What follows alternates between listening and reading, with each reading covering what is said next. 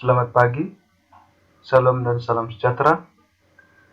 Nama saya Melkianus Bulu, NPM 2181000420042, kelas Ekonomi Angkatan 2018, UTS Manajemen Koperasi, menganalisis perkembangan perkoperasian yang ada di Indonesia.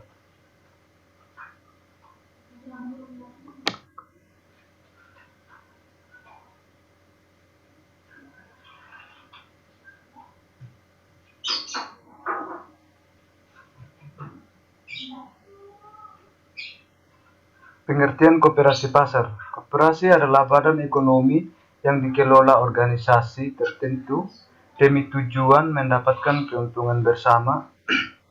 Kedua, badan ini dibangun layaknya organisasi biasa, yaitu ada yang menjadi ketua dan ada anggota.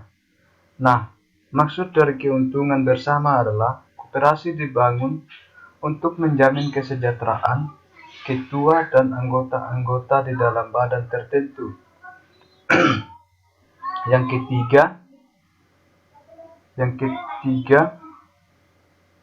maka dari itu, siapapun yang ingin mendapatkan jasa koperasi dalam bentuk pengadaan modal, maka harus menjadi anggota terlebih dahulu, minimal untuk periode tertentu. Legalistik.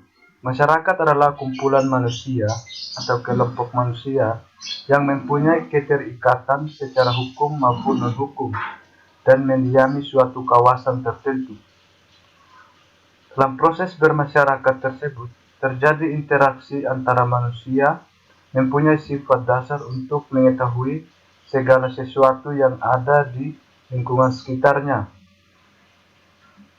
Lingkungan bisa sesama manusia, makhluk hidup yang lain maupun lingkungan. Istilah legalistik berakar dari kata legal, artinya hukum atau penghukuman, dan sah atau pengesahan.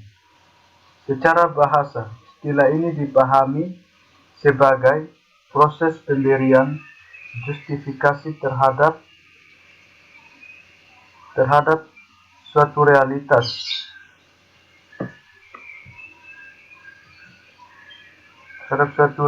sosial. Koperasi pasar atau kopas. Koperasi pasar atau kopas adalah jenis koperasi yang anggotanya terdiri dari para pedagang pasar. Bentuk koperasi pasar dapat berupa koperasi simpan pinjam yang menyediakan pinjaman modal bagi para pedagang, sehingga bisa mengurangi kerugian akibat para pedagang berutang kepada para rentenir. Meskipun begitu, masih banyak para pedagang yang terjerat pusaran rentenir, sehingga yang perlu dilakukan upaya agar para pedagang tidak terjerat utang dengan para rentenir. Planning. Membuat keputusan biasanya menjadi bagian dari perencanaan karena setiap pilihan dibuat berdasarkan proses penyelesaian setiap rencana. Planning penting karena banyak berperan dalam menggerakkan fungsi manajemen yang lain. Contohnya, setiap manajer harus membuat rencana pekerjaan yang efektif di dalam kepegawaian organisasi. Organizing.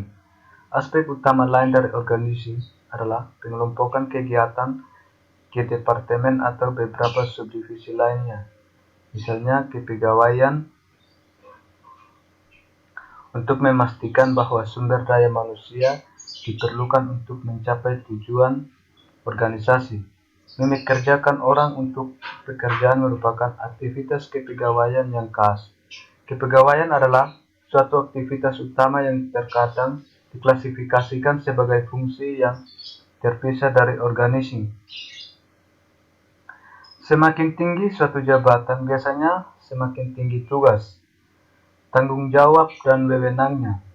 Biasanya juga semakin besar penghasilannya. Dengan pembagian tugas tersebut, maka pekerjaan menjadi ringan, berat sama dipikul, ringan sama dijinjing. Disinilah salah satu prinsip dari manajemen, yaitu membagi-bagi tugas sesuai dengan keahliannya masing-masing. Actuating. Perencanaan dan pengorganisasian yang baik kurang berarti bila tidak diikuti dengan pelaksanaan kerja. Untuk itu, maka dibutuhkan kerja keras, kerja cerdas, dan kerja sama. Semua sumber daya manusia yang ada harus dioptimalkan untuk mencapai visi misi dan program kerja organisasi. Pelaksanaan kerja harus sejalan dengan rencana kerja yang telah disusun, kecuali memang ada hal-hal khusus sehingga perlu dilakukan penyesuaian. Kedua, setiap SDM harus bekerja sesuai dengan tugas, fungsi, dan peran, keahlian dan kompetensi masing-masing SDM untuk mencapai visi misi dan program kerja organisasi yang telah ditetapkan. Yang terakhir, controlling. Agar pekerjaan berjalan sesuai dengan visi, misi, atau program, aturan, dan program kerja, maka dibutuhkan pengontrolan, baik dalam bentuk supervisi, pengawasan, inspeksi, hingga audit.